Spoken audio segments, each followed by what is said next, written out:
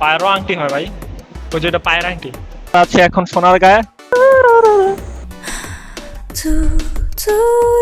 জোসনা পাখিও দিয়ে পানাম সিটি। তো গাইস আমরা এখন পানাম সিটিতে আছি। হে গাইস, সবার কি অবস্থা? আরো একটা টাটকা ব্লগে সবাইকে স্বাগত। আজকে আমরা যাচ্ছিলাম কুমিল্লার উদ্দেশ্যে। আমাদের একটা টিম ছিল, বাট আনফরচুনেটলি আমাদের একটু দেরি হওয়ার কারণে আমরা মিস করি টিমটা। তো আমরা আস্তে আস্তে তারা অনেকটা সামনে পৌঁছায় গেছে, সামনে যাব আর একটু দেখা যাক কি অবস্থা হয়। হ্যালো গাইস, আমরা এখন সোনারগাঁও রাস্তায় আছি। তো ভাবলাম একটু সোনারগাঁও থেকে ঘুরে আসি। গাইস আমরা এখন মেইন রাস্তা থেকে এলাকার রাস্তার ভিতরে ঢুকছি, সোনারগাঁও যাচ্ছি। তোমরা কি সাবস্ক্রাইব করেছো? আমরা আছি এখন সোনারগাঁয়ে। সোনারগাঁতে চলে আসলাম।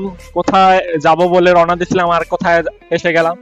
তো যাই হোক, তো আমরা এখন ভিতরে ঢুকতে পারবো না, কারণ গেট খোলে 10টার দিকে আর এখন 8:30।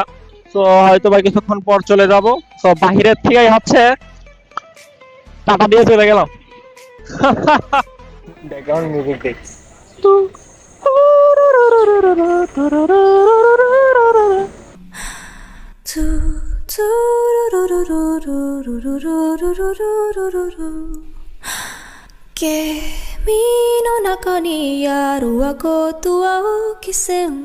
সোনারগাঁর বাহির থেকে ভিডিও করে চলে আসলাম। তো এখন যাচ্ছি পানাম সিটিতে। তো গাইস সাইকেল করলাম পার্ক। এটা কি দেখছো সেটা? জোসনা পাখিও দিয়ে আছে। হ্যাঁ হ্যাঁ, বাবুই পাখি, পাখি দেখি বাহিরে। মিউজিয়াম কর এটা পানাম সিটি কর Sonargaon museum, Panam city, Sonargaon, Bangladesh.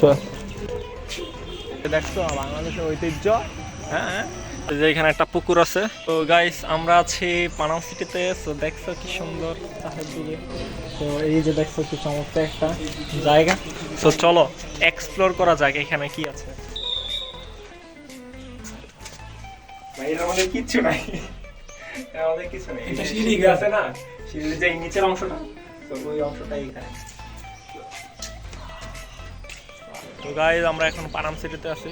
Panam city নিয়ে খুব গুরুত্বপূর্ণ কিছু তথ্য সুন্দর করে বই আকারে দেওয়া আছে। পানাম নগর, পানাম সিটি 1000 বছরের প্রাচীন নগর। সুবর্ণ গ্রাম ছিল পূর্ব বাংলার অন্যতম রাজধানী ও নবীবন্দর। হ্যাঁ, তো গাইস এখন করছি সকালের নাস্তা। সকালের নাস্তা এই যে আর হচ্ছে বাজি। পানাম সিটি থেকে আসতে একটু লেট হয়ে গেল, অনেকটা সিরিয়াল ধরি, তারপর টিকিটটা কাটলাম। নর্মাল টিকিটের দাম 50 টাকা আর সর্দার বাড়ি 100 টাকা। তো আমাদের স্টুডেন্ট কার্ড ছিল, এই জন্য 30 টাকার টিকিট কাটলাম সর্দার বাড়ি ছাড়া। স্টুডেন্ট টিকিট, স্টুডেন্ট টিকিট আমাদের টিকিট কাটা ডান। তো এখন আমি হচ্ছে ভিতরে ঢুকে গেছি। তো এই যে হচ্ছে সর্দার বাড়ির সামনে দেখা হচ্ছে দিঘি পুরোটা, ওটা হচ্ছে বাড়ি, বড় সরকার বাড়ি না বড় বাড়ি। এই যে সুন্দর নাস্তার জন্য দেখছো কি সুন্দর গোলাপ ফুল, গোলাপ ফুল বেলে শাপলা ফুল, পাগল হয়ে গেছি, শাপলা ফুল, লাল শাপলা।